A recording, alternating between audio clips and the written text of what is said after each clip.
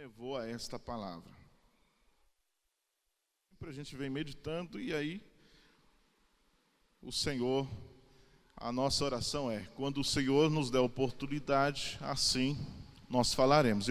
Temos plena certeza de que você veio no lugar certo, na hora certa, e eu tenho certeza para ouvir a palavra certa. Queridos irmãos, o que eu quero que vocês analisem comigo é um assunto conhecido, mas que às vezes nós vivemos este assunto dentro da nossa própria casa, da nossa própria família. E aprendendo com a situação em que Davi passou, nós também vamos tirar uma lição. Vocês observam que no capítulo 6, Davi, ele conquista Jerusalém, e ele quer fazer Jerusalém do centro da adoração, ele quer fazer Jerusalém a cidade da adoração. Então ele já conquistou a cidade de Jerusalém, agora ele quer trazer a Arca da Aliança para dentro de Jerusalém, porque até então estava na casa de Abinadab, por cerca de mais de 20 anos na casa de Abinadab. Então acontece que Davi coloca no seu coração de trazer a arca da casa de Abinadab para Jerusalém, para ser o centro da adoração. Então ali vocês sabem da história que houve o fato de que Aiô e Uzá conduziam o carro, e aí veio que os bois se apressaram, a roda bateu num buraco, a arca quase caiu, ia cair. Uzá levanta a mão, segura a arca para não cair, desce um raio e é fulminado na hora. O Senhor abre uma rotura nele e ele é fulminado na hora. Então ali Davi se entristece por aquilo ali, porque o Senhor matou um homem ali quando ele estava trazendo a arca. Eu não quero deter muito nisso, quero deter no texto que nós lemos. E acontece que ele deixa a arca na casa de Obed-edom. E a arca fica na casa de Obed-edom cerca de 3 meses. E a notícia chega a Davi. Chega a Davi. Olha, a casa de Obed-edom, ela foi mudada. Tudo na casa de Obed-edom está sendo abençoado. Rapaz, Obed-edom, os animais dele, os números cresceram. A família é saudável. Então está acontecendo algo maravilhoso, um milagre na casa de Obed-edom. Deus tem abençoado a casa de Obed-edom. Então Davi, ele então reanima de novo para buscar a arca da aliança da casa de Obed-edom. Agora ele procede conforme a lei, porque antes ele vai buscar na casa de Abinadab a arca, ele põe a arca em um carro novo. E a lei era, os levitas deveriam colocar a arca sobre os seus ombros. Os levitas deveriam carregar a arca sobre os seus ombros. Agora, da casa de Obed-edom, Davi começa a fazer as coisas corretamente. Ele chama os levitas, os sacerdotes, convida a nação de Israel, se reúne cerca de 30.000 pessoas para ir buscar a arca. E a arca, quando é deslocada da casa de Obed-edom, ela é trazida com grande júbilo e louvor. Então observa que era sacrifício após sacrifício, até da casa de Obed-edom até Jerusalém. Então foi um momento de adoração, intensa adoração, louvor. A presença de Deus estava ali. Ela manifestou nas pessoas, no meio do povo, no meio dos levitas, quando cantava. Davi se alegrou tanto, que ele despojou da coroa, das suas vestes reais. Ele tirou as suas vestes reais e ele começou a dançar, cheio do Espírito Santo, em volta da arca. Os levitas carregando a arca e ele dançando, junto com as moças também, que estavam ali também adorando ao Senhor. Era uma glória muito grande que estava ali. E quando a palavra de Deus diz que Davi se despiu, não é questão de que ele ficou nu. Ele apenas tirou as suas roupas reais. Ele tirou as suas roupas reais. Ele ficou, vamos dizer assim no nosso linguajar, ele ficou tipo com uma camisola ali, uma roupa por baixo ele ficou. E ele colocou o éfode sobre ele, era uma roupa sacerdotal, um éfode que tem duas pedras, uma pedra de urim e tumim, um do lado e do outro. E cada pedra dessas tem o nome de 6 tribos. Então ele estava vestido, ele não estava com roupas reais, mas ele estava vestido. E quando acontece de que Davi ele está entrando em Jerusalém, e ele não poupou forças, ele não poupou grito, pulmão, ele não poupou nada disso. Ele virou um menino. Ele ficou cheio até a tampa, igual alguns irmãos que eu vejo aqui, quando o fogo pega mesmo, não está nem aí. O irmão de seu fica ali no cantinho ali.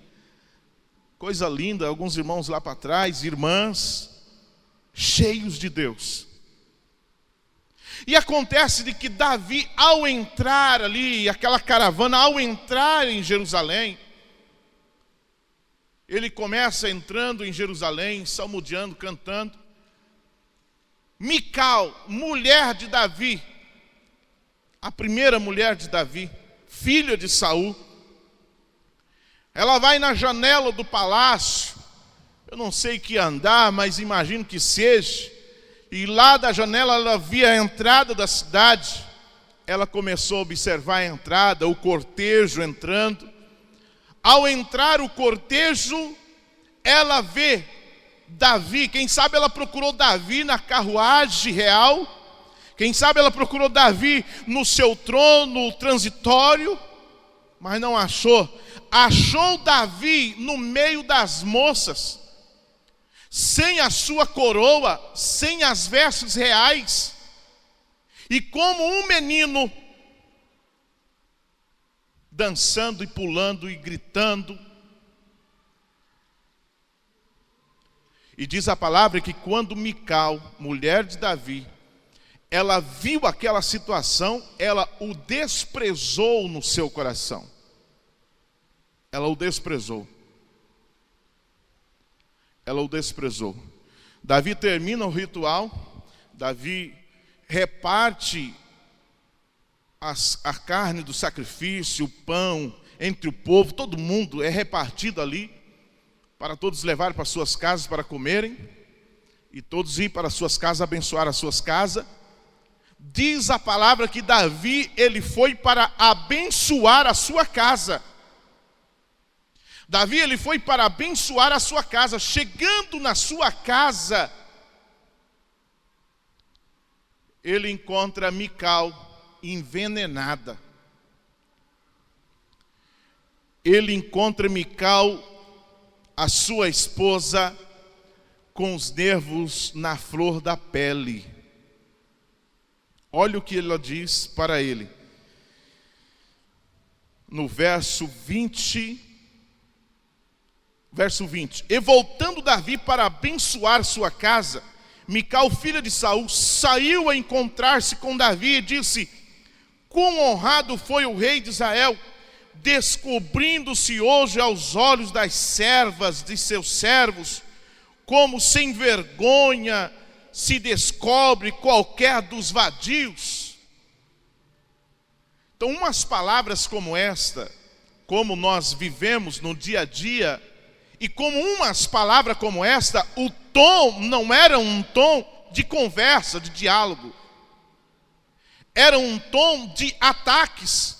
Como pode o rei de Israel se pôr à vergonha das servas, mostrar a sua vergonha diante das servas, dos servos, como um vagabundo qualquer da rua? Ela queria dizer assim. Você não tem vergonha nessa cara, Davi, de se expor desse jeito? Meu irmão, ali começou, foi um pé de briga. Aí Davi, ele começa a dizer: eu estava adorando, eu estava trazendo a arca. Davi se irritou tanto e falou assim: olha, é o seguinte, o Senhor antes escolheu a mim, antes de ter escolhido seu pai Saul, escolheu a mim, eu sou escolhido. Já entrou levando para a família. Então travou um desconforto familiar ali, ao ponto de que a palavra diz que Mical, ela não deu filhos, não teve filhos até o dia da sua morte. Não houve filho, geração. Davi não deu filhos a Mical.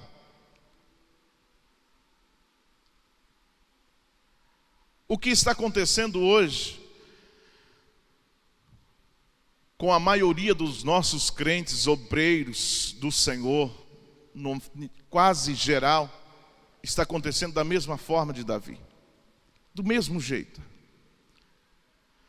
É a mesma situação com a maioria da igreja, é a mesma situação, estamos vendo isso. Como? Por quê? Não, porque dentro da igreja nós somos um arraso. Dentro da igreja, o nosso trabalho, ele prospera. O obreiro é destaque. O que ele faz prospera, dá certo, vai para frente.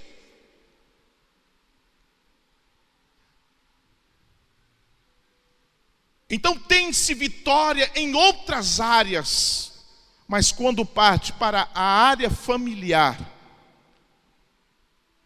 às vezes está vivendo momentos de derrota. Dentro da igreja, na igreja, no culto, é um verdadeiro adorador, adora a Deus mesmo em espírito e em verdade dentro da igreja. Quando dobra o joelho para orar, ora, chora, fala em línguas estranhas, sente a presença de Deus, vibra, pula, grita, mas quando chega em casa, mas quando está diante da família, quando a situação é estar em família, aí que a batalha é travada, e muitos têm sido derrotados quando parte para este lado. Davi venceu o gigante Golias, aonde não se encontrou nenhum homem em toda a nação de Israel para lutar contra ele. Davi, ele teve a coragem de lutar contra aquele gigante. Cerca de 3 metros de altura. É um monstro, fazia medo só de olhar para ele. Um homem de 3 metros de altura fazia medo até de olhar para ele. Davi não teve medo de encarar esse gigante. Não teve. Encarou o gigante, Deus deu a vitória e o nome do Senhor foi glorificado. Mas quando o gigante familiar estava diante dele, ele não teve condições de vencê-lo. Davi foi derrotado tanto na sua família, que até seus filhos ele o perderam. Alguns dos seus filhos. Até os seus filhos, eles foi derrotado ali com... Davi foi derrotado com esse gigante. E eu coloquei o nome desse gigante, gigante de aço. Porque Davi derrotou muitas vitórias, Deus deu para Davi, muitas vitórias, inúmeras vitórias contra o povo de Israel em volta, as outras nações tremia de medo de Davi e do seu exército. Mas este gigante, ele venceu Davi. Começando dentro da sua própria casa, os seus filhos. Aminon se apaixona por sua própria irmã, Tamar, filha de Davi. Se apaixona por sua própria irmã, se apaixonando, ele força a sua irmã e se deita com a sua irmã, um estupro dentro da própria família. Para não bastar isso, e diz a palavra que Davi se irou muito. Se irou muito com aquela situação, mas não fez nada. Aí, para não ficar só nisso aí, Absalão guardou o rancor, a mágoa de Aminon, vai e mata Aminon. Absalão, filho de Davi, mata o próprio irmão. Então a casa de Davi, ela era um ponto de guerra. Ele tinha vitória no palácio, ele tinha vitória lá na guerra, no arraial contra os filisteus, ele tinha vitória lá. Mas dentro da casa ele não tinha vitória. E às vezes, meu irmão, minha irmã, às vezes é desse jeito com você, cristão. E aí você pergunta, não, mas por que, meu Deus, por quê? Eu lá na igreja eu faço as coisas com tanto capricho na igreja, eu vou para o círculo de oração, eu leio Bíblia, eu vou... O que está acontecendo comigo, Senhor?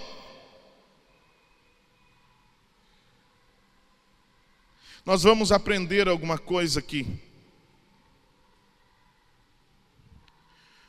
Porque esse gigante não se derruba. Você pode orar, mas ele não cai apenas com oração. Você pode jejuar, mas ele não cai com oração e jejum. Esse gigante de aço, ele não cai.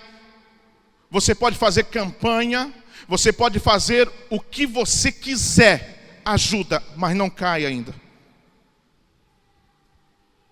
Porque não está em você buscar ao Senhor. Não está em apenas você aprender a vontade do Senhor, mas está em você praticar a vontade do Senhor, para que você tenha êxito contra este gigante. Se nós não observarmos a palavra de Deus e não tentar compreender e colocar em prática dentro da nossa casa, esse gigante nós nunca vamos vencer. E nós vamos ter dentro da nossa igreja divórcios, filhos sem pai, mãe separada de filho, porque está lá longe com o pai e assim por diante. Isso não é fora, é dentro da igreja. E aí? Vamos ficar de braços cruzados e vendo esse gigante de aço lutando contra a nossa família, colocando medo na nossa família? Não, vamos aprender, vamos colocar em prática a palavra de Deus, para que nós colocamos para fora da nossa casa este gigante.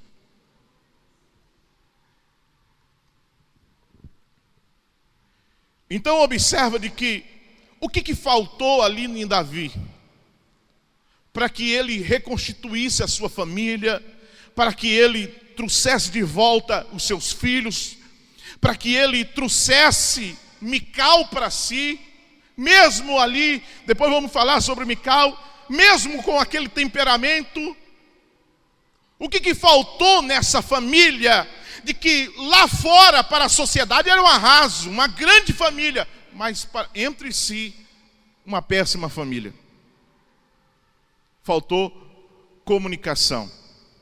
Eu gosto de usar essa palavra comunicação, por causa que existe comunicação construtiva e comunicação destrutiva.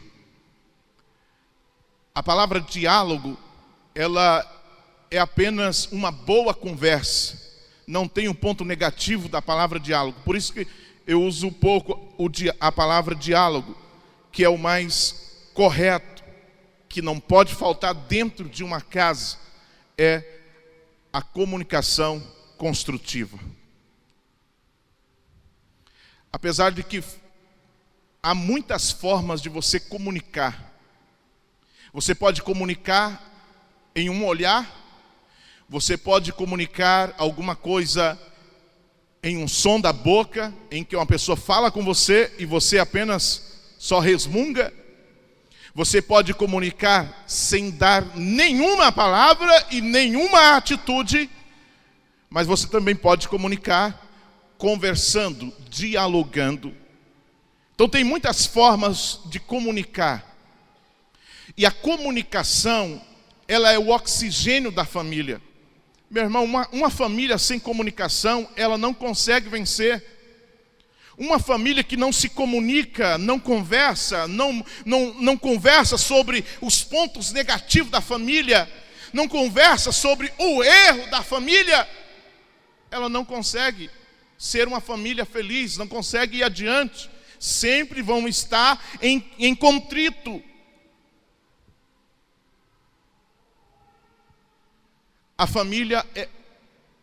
A comunicação é o oxigênio da família. Um certo pastor, ele ficou sabendo que seu membro da sua igreja tinha passado mal lá, quase morto, foi para o hospital, e ele foi visitar o membro dele no hospital. Chegando lá, ele estava todo incubado, respirando pelo oxigênio. Então estava só Deus mesmo. Então ali entrava só um por vez, o pastor entrou. O pastor começou a conversar com ele, falar da palavra de Deus, e encostou, chegou perto. Na hora que chegou perto, abriu a Bíblia, foi falar da Bíblia. De repente o doente, ele começou a respirar mais forte, procurar respiração, procurar ar. E ele começou ali a passar mal. E o pastor nem aí, lendo Bíblia, aí lá, lendo Bíblia. E falando da Bíblia e tal, dando um conselho, falando que Jesus vai levantar do leito. E passando mal. O pastor dá uma olhadinha, ele dá um sinal ali para ele. O doente dá um sinal, pede ali uma caneta, um papel, e ele não consegue falar, e ele, com muita dificuldade, escreve um bilhete, entrega para o pastor. O pastor continua com o seu sermão, coloca o bilhete no paletó. O irmão veio a óbito, morreu. Ali na frente do pastor. Veio a família, levou para o cemitério. O pastor deu aquela pregação ali, de conforto à família. Depois que enterrou, o pastor lembrou que ele escreveu um bilhete. Ele lembrou que escreveu um bilhete, enfiou a mão no bolso, pegou. Pastor, o senhor está pisando na mangueira do oxigênio, eu não estou conseguindo respirar. Morreu. Quantos maridão que está pisando na mangueira do oxigênio da família? Está pisando. A família está quase morrendo, mas está lá, com o pé na mangueira do oxigênio. Quantas mulheres que estão com o pé na mangueira do oxigênio da família, porque não quer sentar para conversar, para contar, para conversar. E quando às vezes vai conversar, é só para um apontar o defeito do outro. Isso não é comunicação construtiva, não vai chegar a lugar algum. Quem está ganhando é o gigante. Quem está levando a melhor, quando um fala o defeito do outro, o outro fala o defeito. Não, porque você é mais isso. Não, porque você é mais isso. Aí começa a falar as partes negativas um do outro. Isso não é comunicação construtiva. Isso não é diálogo. Isso é comunicação destrutiva. Observa aí a palavra de Deus, Provérbios 18, 21. Alguém abre a Bíblia aí. Provérbios 18, 21.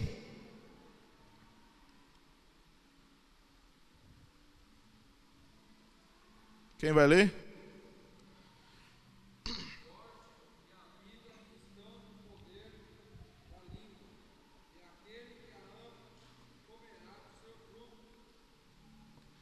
Olha para você ver. A morte e a língua, melhor, a morte e a vida está no poder da língua. Quem ama comerá do seu fruto. Então, meu irmão, a vida, minha irmã, está no poder da sua língua. Meu irmão, a vida está no poder da língua, a morte também. A morte também. Então você vive em um ambiente de conflitos. e você vivendo neste ambiente de conflito, faz uma análise se você também não participou para criar este ambiente de conflito com suas palavras. Às vezes nós perdemos por perder palavras. Jogamos palavras à vontade. E quando acontece isso, meu irmão, não tem como viver numa família dessa. Esse gigante nunca vai ser destruído enquanto não policiar a língua. Enquanto não medir o que vai falar com o seu parceiro ou com a sua parceira, com os filhos. Enquanto nós não colocar na balança cada palavra que vai ser falada dentro de casa, nós vamos viver em conflito dentro de casa.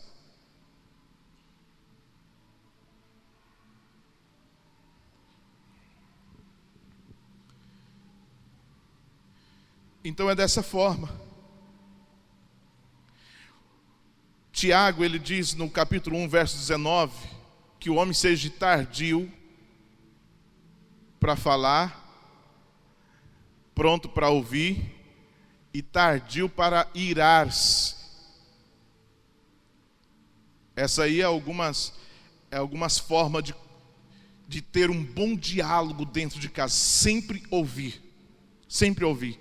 E quantas vezes nós não queremos ouvir? Não queremos ouvir o filho, não queremos ouvir o que o filho pensa, o que o filho acha, o que o filho quer, o que o filho está passando. Não se importamos com os nossos próprios filhos, membros da família, nós não se importamos em ouvi-los. Nós temos que estar pronto para ouvir. Meu irmão, ouça sua esposa, ouça mesmo, deixa ela falar à vontade. Ouça o filho, ouça a filha, procure ouvir e falar menos dentro de casa, porque se ouvir mais e falar menos, você está caminhando para ter muita vida dentro da sua casa. Você está profetizando vida dentro de casa.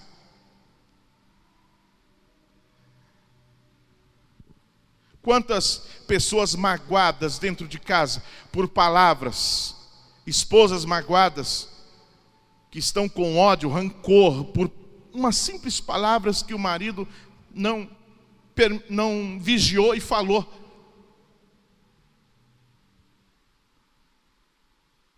Aleluia.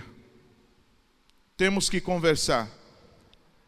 Na hora que tiver tensa as coisas, lembra-se de que há necessidade de dialogar entre família.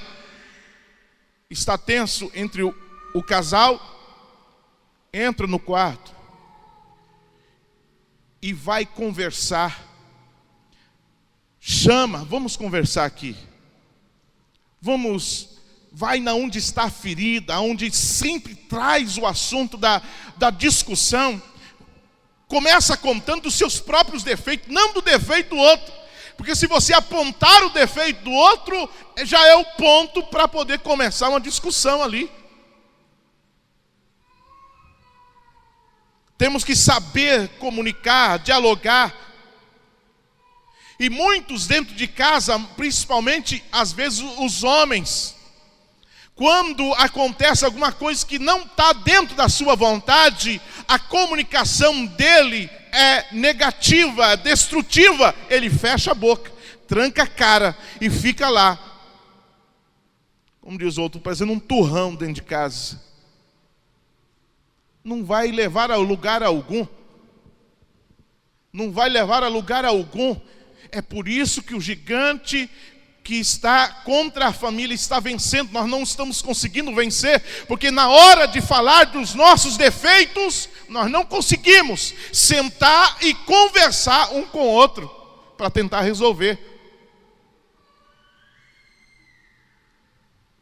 E nisso, somente o diabo está ganhando. Um certo casal teve uma desavença dentro de casa. E aí passaram o dia sem se conversar. E aí o o marido mais quebrantado, já estava arrependido, queria reconciliar, queria uma reconciliação, chegar e ali, conversa comigo. E a esposa trancada. Conversa comigo, vai, conversa comigo. Fala o que você quer, eu vou mudar e tal. E ela nenhuma palavra. Se arrumaram para ir para a igreja, entraram dentro do carro, a mulher sem dar uma palavra, trancada. E ele conversa, vamos conversar, nós estamos indo para a casa do Senhor, nós temos que cultuar. Vai, me perdoa aí, vamos tocar para frente e tal. E ela calada. Então, de repente, ele se irritou mesmo, cirou. Aí ele cirou, porque tem comunicação que só sai na peso de pancada mesmo, né? Aí ele cirou mesmo, e de repente, então você não quer conversar mesmo? Acelerou o carro na última e mirou num poste, e vai daí. E ela gritou, fala homem, fala, pelo amor de Deus, o que você quer? Aí conversaram, e aí? Então não precisa esperar criar um ambiente para poder conversar, não. Cada um pega os seus erros, as suas falhas que errou, senta, começa a conversar. Erramos nisso, eu errei nisso, eu falei isso, eu disse isso, meu comportamento foi isso, eu errei. Me perdoa em nome de Jesus.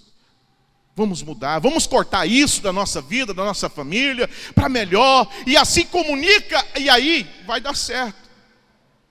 A comunicação, ela é o oxigênio da família. E tem muitos pais que não se importam em conversar com o filho. Tem muitos pais que não sabem nem o que o filho quer ser quando crescer, porque ele não para conversar com o filho. Não se interessa com a matéria do filho da escola, não pergunta como que está indo, como que está a prova, como que está... E aí, você consegue? Será que vai ser fácil? Não se importa com nada do filho. Aí sabe quem que vai se importar? É o amiguinho dele, que já conhece as drogas. É o amigo dele que já conhece as drogas, vai se importar, vai ajudar ele a fazer uma tarefa, vai ajudar ele a fazer alguma coisa. É o amiguinho que xinga, que fala palavrão. E aí, o que vai acontecer? Você vai perdendo o seu filho dia após dia. Dia após dia. Vai perdendo. Conversa, mesmo que você não sabe ler, pega o caderno dele, olha o caderno, elogia, a sua letra é bonita, vai melhorar, vai ficar melhor. Se importa com as pessoas que estão à sua volta. Nós perdemos muito por não se importar com as pessoas que estão à nossa volta, nossa própria família. E é comprovado, quando os pais se importam pelos seus filhos, eles produzem mais na escola. Quando conversa, quando pergunta como está, quando vai na escola, não é só para pegar boletim, mas vai na escola fora de época, pergunta para a professora, para os professores deles, como que está o fulano. Deixa ele te ver lá na escola, que você está conversando com o professor, você está se importando com ele, pronto. Você vai ver o seu filho produzir. Por quê? Porque nós estamos comunicando, estamos se importando com os nossos filhos. Vamos mais.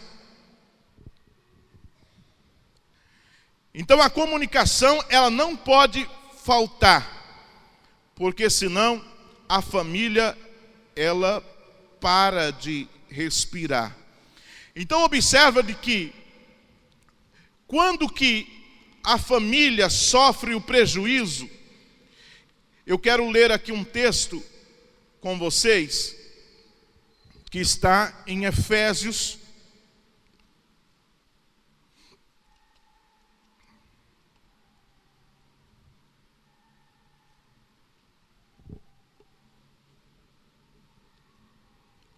Efésios capítulo 5. E o verso 22, se for possível, abre a sua Bíblia. 5, verso 22 a seguir. Vós mulheres, sujeitai-vos o vosso marido. Tem alguma Bíblia que diz submetei-vos? Mais ou menos assim? Tem alguma Bíblia que diz submeter? Para submeter o marido, tem alguma Bíblia assim?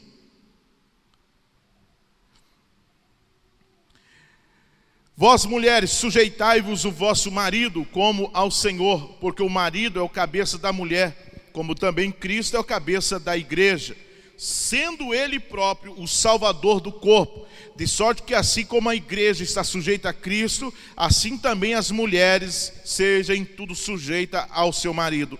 Vós, marido, amai vossa mulher, como também Cristo amou a igreja, e a si mesmo entregou por ela, para santificar, purificando-a com lavagem d'água pela palavra, para que apresentar para si mesmo igreja gloriosa, sem máculas, nem ruga, nem coisa semelhante, mas santa e irrepreensível. Assim deve os maridos amar a sua própria mulher como o seu próprio corpo. Quem ama a sua mulher, ama-se a si mesmo. Então observa de que quando que esse gigante opera dentro da família e nós perdemos? Quando a mulher deixa de cumprir o seu papel dentro de casa e quando o homem deixa de cumprir o seu papel dentro de casa, na família. É a lança dele, é a espada dele. Quando você deixa de cumprir o seu papel dentro da família, aí ele cria força. Observa do que diz o texto. A palavra de Deus está dizendo, o apóstolo Paulo orientando, ele está dizendo para o homem amar a mulher. Olha o que diz no verso 25. Vós, marido, amai vossa mulher, como também Cristo amou a igreja. Então observa que a palavra de Deus está mandando o homem amar a mulher, como Cristo amou a igreja. Então o amor do marido, ele é um amor sacrificial, um amor de sacrifício. O amor do marido, ele tem que ser um amor com sacrifício, e de forma alguma nós vamos encontrar o amor que Jesus deu, em que ele não se entregou a sua própria vida por nós. É o amor. É comparado, o apóstolo Paulo está dizendo que o amor do marido para com a esposa, ele tem que ser na mesma intensidade, a ponto de você sacrificar o seu corpo para ver a sua esposa feliz, amada e assim por diante. É a Bíblia, é a palavra de Deus. Porque na realidade, uma mulher, ela precisa sentir amada e voluntariamente ela irá corresponder àquilo que ela está recebendo. Aquilo que ela está recebendo. Ela está recebendo amor, ela vai retornar amor, amor incondicional. Não é porque ela está fazendo algo que te interessa, que vai te favorecer, que você está fazendo esse sacrifício. Mas independente do que ela faça ou não faça, ame-a. Porque se você amar a sua esposa, porque é o papel do marido, amar a esposa, é o papel do marido. Amar a sua esposa, um amor sacrificial, um amor com sacrifício, mesmo que sofra, mas cumpra a alegria dela, para que ela esteja feliz, bem amada. Agora não é fazer sacrifício em dívida para comprar roupa, não é isso. Não é isso. O amor que nós devemos dar, se puder dar a melhor roupa, dar o melhor sapato, pode dar, se puder dar, está dentro do seu orçamento, dá, pode dar. Mas é mais ainda a sua atenção, as suas palavras pesadas em balança, o seu elogio, o seu carinho e assim por diante. É isso que a palavra de Deus, e às vezes a palavra de Deus está pedindo para nós, e às vezes deixamos de fazer. E às vezes tem muitos homens, porque são, vamos dizer, são machos, né? Tem dificuldade de transparecer esse sentimento no seu coração. Tem dificuldade. E aí a dificuldade não permite ele apenas, a esposa se arrumou, se ajeitou para vir para a igreja. No coração ele achou bonito, mas não tem coragem de abrir a boca e dizer: você está linda. Lá do fundo do coração mesmo. O machismo é tão grande que não dá. Você está linda. Parabéns. E esses elogios é preciso sim, assim como Salomão lá com a sunamita deu exemplo. Ele comparou ela com centenas de coisas. Ele comparou a sunamita: oh, amiga minha, formosa minha. O amor do marido, ele tem que ser, sim, ele tem que se transparecer. A esposa tem que sentir amada, porque assim, você dando o seu amor, ele irá retornar a você. Por isso que você não encontra muita referência bíblica, ou quase nada, de a Bíblia mandando a mulher amar o marido, porque o amor já está dentro dela, já está no coração dela. Ela sentindo amada, ela vai retribuir o amor ao marido. Por que a palavra de Deus diz, ó, que o apóstolo Paulo diz aqui, ó.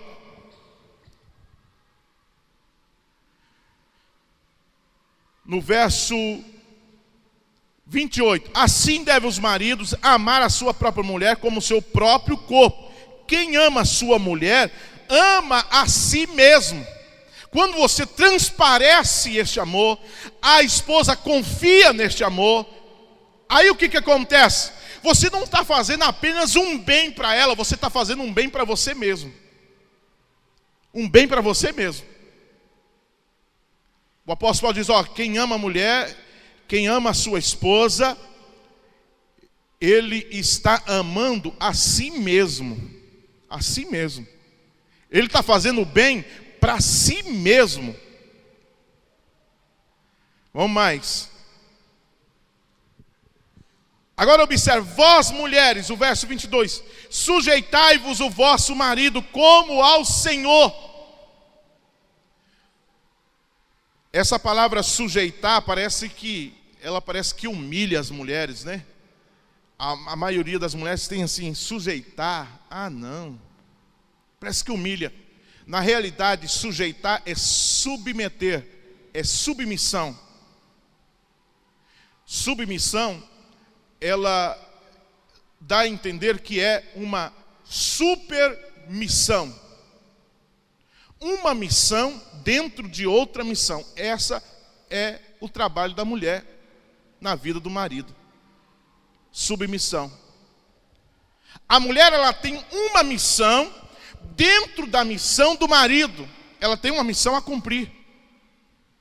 E a palavra de Deus está dizendo de que para que vós mulheres submetei-vos, sujeitai-vos, seja submissa ao vosso marido. Então a mulher, ela tem uma missão. Qual que é a missão do marido dentro da missão? A missão da mulher dentro da missão do marido. É a palavra do Senhor, o próprio Deus diz, auxiliar, ajudar. É a missão da mulher. Auxiliar. Porque Deus viu que Adão estava triste, moribundo, eu vou alegrar ele, fez uma mulher para ele, né? E lá em Provérbios diz que quem acha uma mulher, né, Oziel? Lá em Provérbios diz, quem acha uma mulher, acha uma coisa boa. É a palavra. Então acontece que a missão da mulher é fazer cumprir a missão do marido. Porque o marido, o homem ele quer conquistar, ele quer empreender, ele quer ir avante, tem seus alvos, seus objetivos. Se é no ministério, quer crescer. Se é um empresário, ele quer crescer a empresa.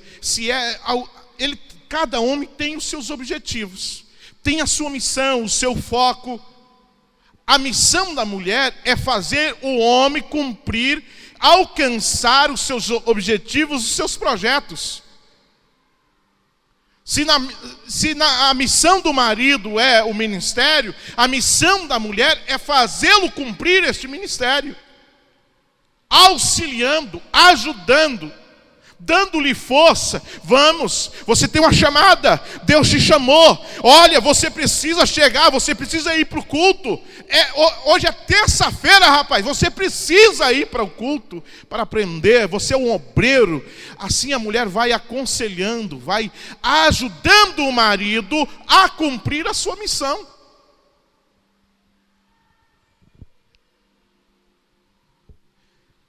É auxiliar, é estar ao lado, aconselhando, dando força. E aí? O gigante, já estou encerrando, o gigante opera, sabe quando? Quando deixamos de cumprir o nosso papel dentro de casa. Aí o gigante, esse gigante de aço, que nós vencemos muitos outros gigantes, mas esse gigante de aço, às vezes nós somos derrotados, porque deixamos de amar. A esposa deixa de ser submissa, deixa ambos os seus papéis. E aí o que acontece? O inimigo vai crescendo dentro de casa, vai criando força dentro de casa. E aí somos derrotados pelo inimigo, porque deixamos o seu papel, porque o marido deixou de elogiar a esposa, porque o marido deixou de importar, de mostrar o seu amor, o seu sentimento, de valorizá-la. E na comunicação destrutiva, sempre palavras pesadas.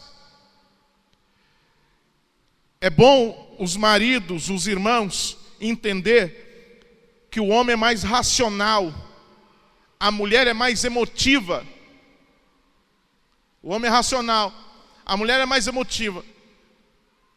Pode acontecer lá no momento de discussão, lá a esposa xinga o marido. Seu bobo, até de idiota, seu idiota. Ixi, ó.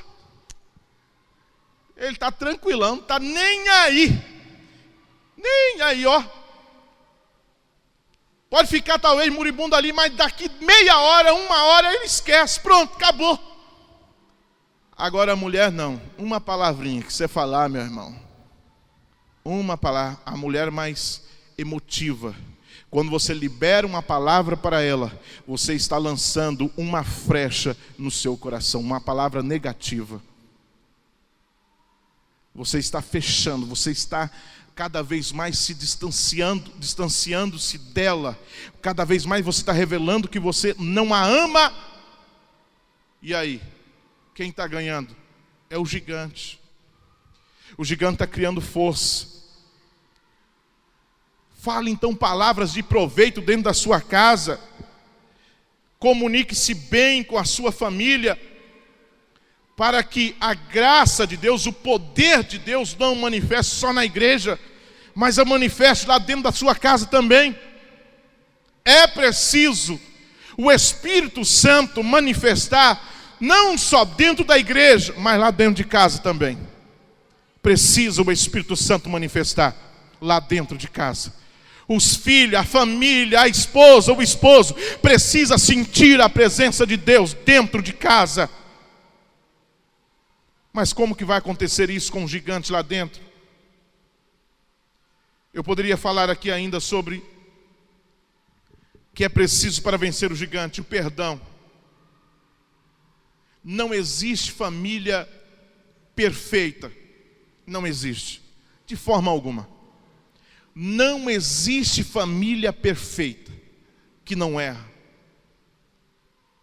Uma família, para ser feliz, ela ser próspera, ser abençoada e vencer esses gigantes, ela precisa ter o ato, o comportamento, a atitude de perdão diariamente, todos os dias dentro de casa. Perdão. Porque erramos. Enquanto estamos aqui nessa vida, nós erramos. E enquanto erramos, nós temos que ter a sensibilidade do Espírito Santo na nossa vida para reconhecer o nosso erro e não ficar agarrado no nosso erro, no orgulho, e reconhecer e pedir perdão. Quantas vezes eu tive que abraçar meus filhos e pedir perdão para eles? Quantas vezes eu tive que abraçar ele e dizer: me perdoa, pelo amor de Deus, eu fiz errado, eu errei, o papai errou, mas o papai não vai errar mais desse jeito com você, por favor, me perdoa. Ali eu choro, ali meus filhos choram comigo, e ali nós se perdoamos, se amamos, pronto, está sarado. E o perdão, ele é sarador, ele sara as feridas, ele é sarador. Perdoar não é uma amnésia que dá na cabeça do crente, e aí, não, nem lembrar eu lembro. Mentira, lembra sim. Não é amnésia. Quando você perdoa, não dá uma amnésia na sua cabeça. Você continua lembrando do que passou, mas quando lembra, não dói mais. Está sarado. É como uma cicatriz de uma ferida. Está ali, infeccionada, mas foi sarando. Sarou, você aperta, não dói mais a ferida. Não dói, está só a cicatriz. Assim é o perdão. Você lembra do que passou com a sua família no passado, mas você perdoou e não dói mais quando você lembra, porque o Espírito Santo te fez perdoar a sua família. Aleluia. Louvado seja o nome do Senhor. O perdão, ele traz reconciliação. Aí se abraça, se beijam. Ah, que maravilha. Oh, meu irmão, enquanto nós vivemos aqui nessa terra, minha irmã, nós somos imperfeitos, nós erramos. O seu marido erra, o seu filho erra, a sua esposa erra, os seus filhos erram com você também. Mas o que vamos fazer? Vamos pegar e estrangular o pescoço? Não, não vamos fazer isso. Mas vamos perdoar, porque o perdão, ele traz perdão. Aleluia. E às vezes nós ficamos agarrados nos nossos orgulhos, e não temos coragem de pedir perdão. Não temos coragem de chegar na esposa e dizer: ô esposa, eu errei. Eu já pedi perdão para minha esposa, não sei quantas vezes, mas eu pedi. Mas sempre pedindo perdão e corrigindo.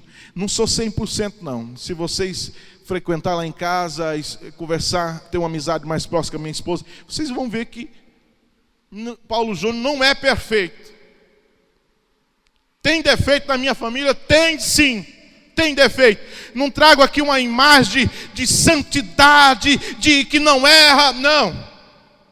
Nós erramos sim, mas só que o importante é o Espírito Santo está sobre a nossa vida para nós perdoar. Aleluia. Ter o conhecimento aonde nós erramos e perdoar. Pedir perdão. Se coloca em pé em nome de Jesus. Aleluia. Aleluia. Na família de Davi faltou união, faltou perdão. Na família de Davi faltou união. Será que a sua família não está faltando alguma dessas coisas? Se comunicar mais, dialogar, sentar, conversar. Será que o seu filho que está impossível, viu, minha irmã? O seu filho que está impossível, você viu o comportamento dele que está difícil. Será que ele não está fazendo isso só para te chamar a atenção?